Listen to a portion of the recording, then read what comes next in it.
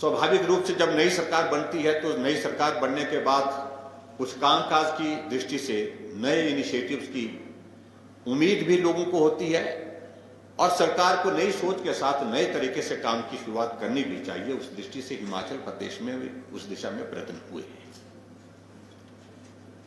मैं इस बात को कह सकता हूं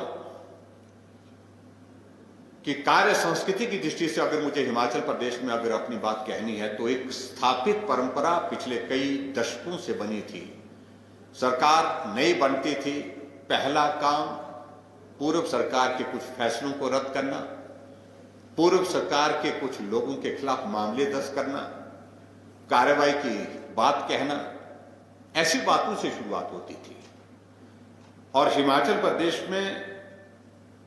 जब वर्तमान सरकार का गठन हुआ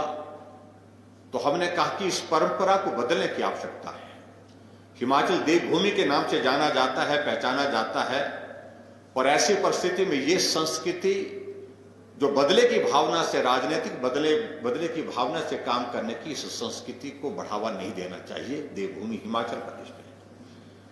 और उस दृष्टि से हमने प्रयत्न किया, प्रयास किया। हिमाचल प्रदेश में मुख्यमंत्री स्वावलंबन योजना एक नई शुरुआत हमने हिमाचल प्रदेश में की है और उसके अंतर्गत इस बात को हमको मान करके चलना चाहिए कि किसी भी सरकार के लिए संभव नहीं है कि वो सभी नौजवानों को सरकारी नौकरी दे सके। ये हमारे चाहे विपक्ष के लोग जितने भी कहें, लेकिन सरकारी क्षेत्र में जितनी संभावनाएं नौकरी देने की बनती हैं उनको हम किसी प्रकार से कम नहीं किए हैं। हर कैबिनेट में आप देखते होंगे निर्णय होता है, सैकड़ों नई रोजगार की जो है वो नियुक्तियों के लिए हम स्वीकृति देते हैं और उसमें सैकड़ों नई भर्तियों के लिए हम स्वीकृति देते हैं। वो सारा प्रोसेस चल रहा है, लेकिन उसके बावजूद हमारा नौजवान अपने पांव पर खड़ा हो स्वावलंबन की दृष्टि से, उस प्रकार से प्रदेश सरकार की कोई विशेष योजना हिमाचल प्रदेश में हमको शुरू करनी चाहिए। और उस तरह से हमने हिमाचल प्रदेश में एक नई योजना की शुरुआत की और उस योजना का नाम मुख्यमंत्री स्वावलंबन योजना रखा। हालांकि ये योजना हमारी नई योजना है, कॉन्सेप्ट में लोगों तक पहुंचाने में थोड़ा वक्त उसमें जरूर लगा, लेकिन उसके बावजूद अब बहुत तेज गति से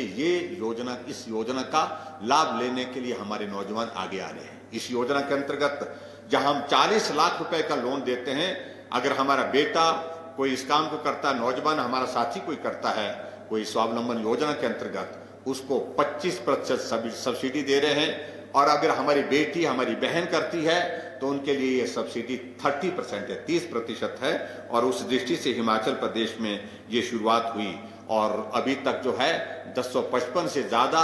नौजवान हमारे उस क्षेत्र में काम करते हुए आगे बढ़ करके अपना काम कर रहे हैं। हिमाचल प्रदेश में पर्यटन के क्षेत्र में नई राहें, नई मंजिलें एक शुरुआत की, जिसमें हमने 150 करोड़ रुपए पिछले 3 सालों में हिमाचल प्रदेश में बजट के प्रावधान की दृष्टि से रखा और वो सारी डेस्टिनेशंस अब शुरू हुई है, काम शुरू हुआ है। और कुछ में से मैं कह सकता हूं अगले साल 21 के मध्य तक जो है, जून जुलाई 21 तक जो है, बहुत सारी जो नई हमारी टूरिज्म की डेस्टिनेशन में नए इनिशिएटिव्स, जिसमें हमारे तत्तापानी में भी हमारा उसमें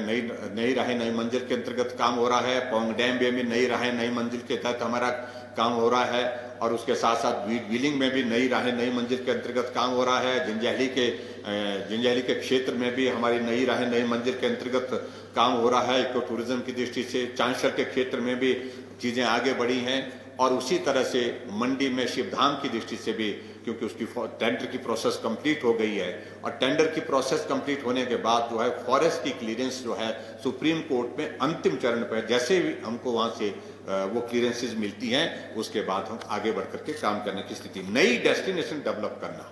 ये एक बहुत बड़ी शुरुआत हिमाचल प्रदेश में टूरिज्म के लिए ये हमने प्रयत्न किया है, प्रयास किया है। उसी तरह से मैं ये भी कहना चाहता हूं, हिमाचल प्रदेश में इन्वेस्टमेंट बाहर से आए, प्राइवेट सेक्टर का इन्वेस्टमेंट आए, सभी प्रदेश कर रहे हैं, चाहे वो भाजपा शासित है, चाहे वो हमारे एनडीए के सहयोगी के साथ हमारी सरकारें चल रही है, चाहे हमारे विपक्ष की सरकारें चल रही है, चाहे कांग्रेस शासित है, चाहे अन्य दलों की, सभी सरकारें अपने अपने प्रदेश में प्राइवेट इन्वेस्टमेंट को अट्रैक्ट करने के लिए प्रयत्न कर रही हैं, प्रयास कर रहे हैं। और उस दृष्टि से मैं कह सकता हूं कि हिमाचल प्रदेश में हमको लगा कि हमको भी पीछे नहीं रहना, हिमाचल भी एक हमारी इन्वेस्टमेंट की दृष्टि से एक बहुत बड़ा इंपॉर्टेंट और एक डेस्टिनेशन बन सकती है। उस दृष्टि से हमने काम किया हिमाचल प्रदेश में, और मुझे इस बात की प्रसन्नता है कि हिमाचल प्रदेश में उसमें काम करते हुए जहां हमने investor meet, global investor meet का आयोजन धर्मशाला में किया, और उस ग्लोबल इन्वेस्टर्स मीट में हमने हिमाचल प्रदेश में एक शुरुआत की, और उस शुरुआत के चलते मैं कह सकता हूं हिमाचल प्रदेश में लगभग 96,000 करोड़ रुपए के MOU साइन हुए। इतना बड़ा संकट न दुनिया ने देखा कोविड का जो आया, और न ही किसी प्रदेश ने, किसी देश ने देखा। और स्वाभाविक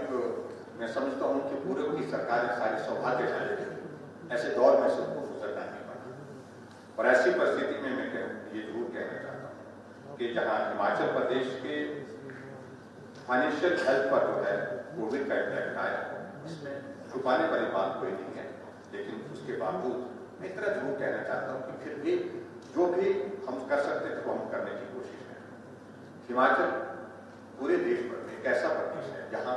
हमने कर्मचारी की एक महीने की सैलरी की डिले एक दिन की होने, न पेंशन डिले, न पेंशन में कट मारा, न ही सैलरी में कट मारा। अधिकार पे उसके बाद वो जो शोर डालने वाले वो क्या कहते हैं, क्या कहने की बात करते हैं। मैं ये भी कहना चाहता हूँ, जहां तो लोन की अगर बात करें, क्या ये सत्य नहीं है कि जब हमको हिमाचल प्रदेश में सरकार मिली थी उस वक्त जो है लगभग 48,000 करोड़ रुपए का ऋण पूर्व सरकार की थी, 4,790 करोड़, ऑलमोस्ट 48,000 करोड़ का लोन जो है विरासत में कौन उसने देगा? स्वाभाविक रूप से वही जिम्मेवार है कि लंबे समय तक सत्ता अपना वक्त इतना जल्दी से ना भूले। और उस दृष्टि से मैं ये भी मैं कहना चाहता हूं, ये परिस्थिति हमारे सामने है कि किसी भी सरकार के लिए, चाहे वर्तमान है चाहे आगे, किसी भी सूरत में किसी भी सरकार के लिए ये संभव नहीं होगा कि वो लोन के बिना प्रदेश की सरकार का संचालन कर सके, सरकार को चला सके। लोन लेना ये सभी सरकारों के लिए व्यवस्था है और आवश्यकता है। उस दृष्टि से मैं बड़ा स्पष्ट करता हूं। मैं ये कहना चाहता हूं कि हमारी सरकार ने 2020-21 में जो लोन इन्होंने लिए उसकी जो रिपेमेंट का जो है 3,700 करोड़ रुपए जो है वो वापिस किया। 3700 करोड़ रुपए हमने 2021 में वापिस किए, क्योंकि जो लोन लेते हैं उस लोन की वापसी की जो है वो फाइनेंशियल ईयर जो है तय होती है, आपको वापस करना पड़ता है।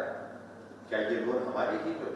लगभग जो हमने जो 4,000 करोड़ के लगभग जो लोन वापस, ये 3,700 करोड़ के लगभग जो वापस किया, ये हमारा कंट्रीब्यूशन है। लाइबिलिटी वो क्रिएट करके गए और हम उसकी रिपेमेंट कर रहे हैं, हम उस पैसे को वापस कर रहे हैं। अपनी कमिटमेंट, गवर्नमेंट की commitment, government is in continuity, तो इसलिए इस बात को समझते हमने सारे उसको पूरा कर दिया। अभी मार्च 2021 तक 4,000 करोड़ रुपए की और जो है लाइबिलिटी जो रिपेमेंट की है, सिर्फ रिपेमेंट की है, वो भी पेंडिंग है, जिसको हम मार्च तक उसको देना पड़ेगा। जब ये कोविड का दौर आया तो मैंने जब पूछा कि हिमाचल प्रदेश में हमारे पास इस संकट से जीवन बचाने के लिए एक जो है वेंटिलेटर की भी आवश्यकता रहती है, जो आदमी की जिंदगी को बचाने में मदद करता है। तो मैंने अधिकारियों से पूछा, स्वास्थ्य विभाग के पूरे प्रदेश में जो लोग 50 साल सत्ता में रहे, जो बहुत बड़ी बातें आसान करे, कितने वेंटिलेटर थे? 60 वेंटिलेटर थे। और आज की तारीख में हिमाचल प्रदेश में 600 से ज्यादा वेंटिलेटर हमारे पास उपलब्ध है। आज हिमाचल प्रदेश में कहीं भी पीपी किट की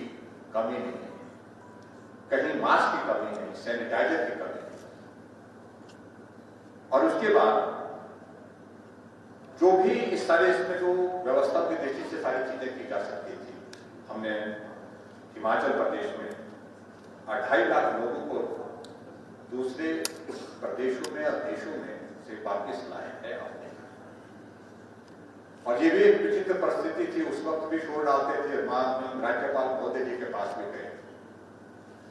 कि बाहर जो लोग संकट में फंसे हैं, जो कोरोना में जहां पर बहुत ज्यादा संक्रमण हो गया है, उन लोगों का जीवन संकट में है, हिमाचल के लोगों को दूसरे प्रदेशों को मरने पर छोड़ दिया गया। हमने कहा कि हम थोड़ा इंतजार करिए, हम उनके लिए अरेंजमेंट कर रहे हैं। हम उन 2.5 लाख लोगों को लेकर के आए, और जब लेकर के आए यही कांग्रेस पार्टी के नेता जाकर के हमको भी लिखे और जाकर के राज्यपाल को फिर मिलने के लिए गए और कहने लगे कि पूरा हिमाचल प्रदेश को कोरोना में ये डालना चाहते हैं और सबको कोरोना फैलाना चाहते हैं, और जो भी लोग बाहर से आ रहे हैं, जो जिस प्रकार से आ रहे हैं, इनके कारण हिमाचल प्रदेश में कोरोना फैल रहा है। एक तरफ से जो बाहर फंसे वो लोग उनको लाने की बात कहते हैं, एक तरफ जब दूसरी तरफ हम लेकर के आए तो कहते हैं कि इनको मत लाइए, इनको इनके कारण कोरोना फैल जाएगा। अपने आप में स्पष्ट नहीं है। हमने हिमाचल प्रदेश में कोरोना के इस संकट में जितना कर सकते थे हमने वो करने की कोशिश की। आदरणीय प्रधानमंत्री नरेंद्र भाई मोदी जी और हमारे लिए जगत प्रकाश नड्डा जी, भारतीय जनता पार्टी के राष्ट्रीय अध्यक्ष, इन सब के मार्गदर्शन में, केंद्रीय नेतृत्व के मार्गदर्शन में हम आगे काम करेंगे 2 वर्ष के कार्यकाल में, और हिमाचल प्रदेश में भारतीय जनता पार्टी की सरकार बनाएंगे, निश्चित रूप से बनाएंगे। क्योंकि लोकसभा के चुनाव से भी पहले बहुत लोग कहते थे 2-2 होंगी, 3-1 होगी, ऐसी बातें कहते थे। 68 की 68 सीटों पर जीते, और उसके बाद हम आगे बढ़ करके 2022 में भी बहुत शानदार तरीके से जीत हासिल करेंगे। फिर भाजपा की सरकार होगी, और विपक्ष के मित्रों को हम इतना ही कहना चाहते हैं कि अभी जल्दबाजी करने की कोई जरूरत नहीं, धैर्य रखें, सब्र रखें, और यही उनके लिए हित में रहेगा।